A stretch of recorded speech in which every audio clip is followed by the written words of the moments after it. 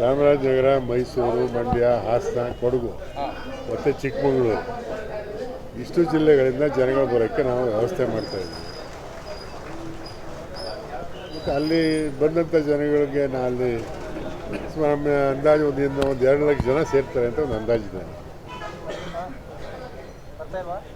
ಕೇಳಿಕೆ ಭಾಳ ಚೆನ್ನಾಗಿ ವ್ಯವಸ್ಥೆ ಮಾಡ್ತಾ ಇದ್ದೀವಿ. ಸಂದೇಶ ರವಾನೆ ಮಾಡಬೇಕು ಏನಿಲ್ಲ, ಇದು ನಾವು ಇದು ಪಕ್ಷದ ಕಾರ್ಯಕ್ರಮ, ಸಂಘಟನೆ, ಪಕ್ಷದ ಸಂಘಟನೆ ಮಾಡಲಿಕ್ಕೆ ಪಕ್ಷದ ಈಗ ಕಾರ್ಯಕರ್ತರಿಗೆ ನಾವು ಪಕ್ಷ ಹುರಿದುಂಬಿಸ್ತಕ್ಕಂಥ ಕೆಲಸ ಮಾಡಬೇಕು. ಮುಂದೆ ಜಿಲ್ಲಾ ಪಂಚಾಯತ್, ತಾಲೂಕು ಪಂಚಾಯತ್ ಚುನಾವಣೆ ಬರ್ತದೆ, ಇದಕ್ಕೆಲ್ಲ ಸಿದ್ಧತೆ ಮಾಡ್ಕೋಬೇಕು. ಕಾರ್ಯಕರ್ತರನ್ನ ನಾವು ಹೆಚ್ಚು ಹುರಿದುಂಬಿಸ್ತಕ್ಕಂಥ ಕೆಲಸ ಮಾಡೋ ಉದ್ದೇಶದಿಂದ ನಾವು ಮಾಡ್ತೀವಿ. ಅಸಮಾಧಾನ ಇದೆ, ಪತ್ರ ಬರೆದಿದ್ದಾರೆ ಹೈಕಮಾಂಡ್ಗೆ, ಒಂದು ಪತ್ರ ಓಡಾಡ್ತಾ ಇದೆ ಎಲ್ಲ ಕಡೆ. ಆ ಪತ್ರ ಯಾರೋ ಬರೆದಿದ್ದಾರೆ ನಮಗೇನು ಗೊತ್ತಿಲ್ಲ. ಪತ್ರದ ಏನು ಒಟ್ಟು ಯಾರು ಏನೇ ಪತ್ರ ಬರೆದ್ರೆ ಪಕ್ಷದ ಕೆಲಸ ಅಲ್ಲ ಇದು. ನಾವೆಲ್ಲ ಒಟ್ಟಾಗಿ ಪಕ್ಷದ ಕೆಲಸ ಮಾಡಬೇಕಲ್ಲ, ಕೆಲಸ ಮಾಡ್ತಾ ಇದ್ದೀವಿ.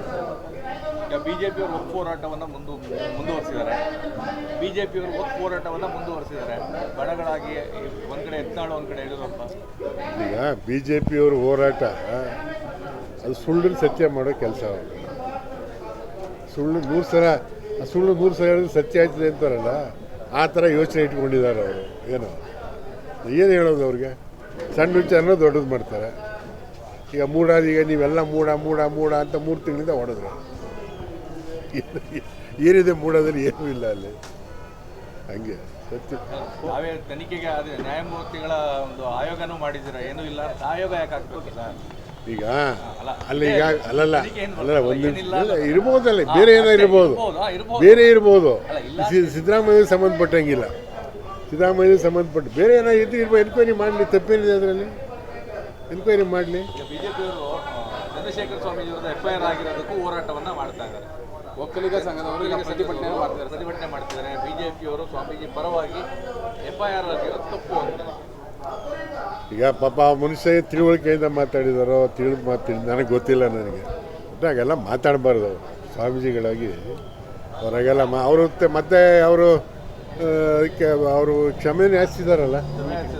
ಏನು ನಾನು ತಪ್ಪಾಗಿ ತಿಳಿದೇ ಮಾತಾಡಿದ್ದೀನಿ, ಯಾರು ಬೇಸರ ಮಾಡ್ಕೊಂಡ್ರಿ, ಕ್ಷಮೆನೇ ಯಾಚಿಸಿದ್ದಾರೆ. ಹಿಂಪಡಿಬೇಕು ಅಂತ ಹೇಳಿ ಪ್ರತಿಭಟನೆ ಮಾಡ್ತಾರೆ ಸರ್ ಒಕ್ಕಲಿಗ ಸಂಘ. ನೋಡೋಣ ಮುಂದೆ ಅವ್ರು ಒತ್ತಾಯ ಅವ್ರು ಮಾಡ್ತಾರೆ. ಕುಮಾರಸ್ವಾಮಿ ಅವ್ರು ಕಂಡ್ರೆ ಕಾಂಗ್ರೆಸ್ನವ್ರಿಗೆ ಕನಸಲ್ಲೂ ಕೂಡ ಭಯ ಶುರುವಾಗಿದೆ ಅಂತ ಹೇಳ್ತಿದ್ದಾರೆ. ಕುಮಾರಸ್ವಾಮಿ ಅವ್ರನ್ನ ಕಂಡ್ರೆ ಕಾಂಗ್ರೆಸ್ನವ್ರಿಗೆ ಕನಸಲ್ಲೂ ಕೂಡ ಭಯ ಶುರುವಾಗಿದೆ ಅಂತ ಕುಮಾರಸ್ವಾಮಿ ಯಾಕೆ ಭಯ ಪಡೋಣ? ಅವ್ರ ಮಗನ್ನೇ ಗೆಲ್ಸ್ಕೊಳಕ್ಕಾಗಿಲ್ಲ, ನಾವ್ಯಾಕ್ರಿ ಭಯ ಪಡೋಣ?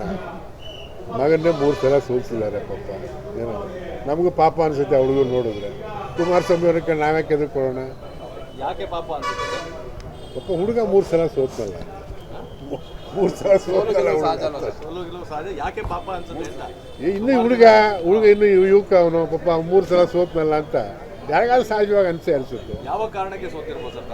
ಯಾವ ಕಾರಣಕ್ಕೆ ಸೋತಿರ್ಬೋದು? ಜನ ಸೋಲ್ಸಿದಾರಪ್ಪ. ಕಾರಣ ಏನಿದೆ ಅದಕ್ಕೆ? ಜನ ಸೋಲ್ಸಿದ್ದಾರೆ. ಯಾವ ಕಾರಣಕ್ಕೆ ಸೋಲ್ಸಿದ್ರು ಅಂತ ಅದಕ್ಕೆ ಜನಕ್ಕೆ ಈಗ 25,000 ಲೀಡ್ ಕೊಟ್ಟಿದ್ದಾರೆ. ಏನಲ್ಲಿ ಕಾರಣ ಏನು? ಒಂದು ಮಾನದಂಡ ಇರುತ್ತಲ್ಲ ಸರ್ ಸೋಲು ಗೆಲುವಿಗೆ. ಈಗ ಮಾನದಂಡ ಏನೂ ಇಲ್ಲ. ಜನ ಕಾಂಗ್ರೆಸ್ ಪರವಾಗಿದ್ದಾರೆ, ಓಟ್ ಕೊಟ್ಟಿದ್ದಾರೆ ಅಷ್ಟೇ. ಸರ್, ಸಂಪುಟ ಸಚಿವರ ಬದಲಾವಣೆ ಆಗುತ್ತೆ ಸದ್ಯಕ್ಕೆ ಏನಿಲ್ಲ ಅಂತ ಮುಖ್ಯಮಂತ್ರಿಗಳು ಹೇಳೋರಲ್ಲ. ಪರ್ಫಾರ್ಮೆನ್ಸ್ ಆಧಾರದ ಮೇಲೆ ಏನೂ ಇಲ್ಲ ಅಂತ ಹೇಳಿದಾರಲ್ಲ. ಏನೂ ಇಲ್ಲ ಅಂತ ಇನ್ಯಾಕೆ ಮತ್ತೆ ಪ್ರಶ್ನೆ?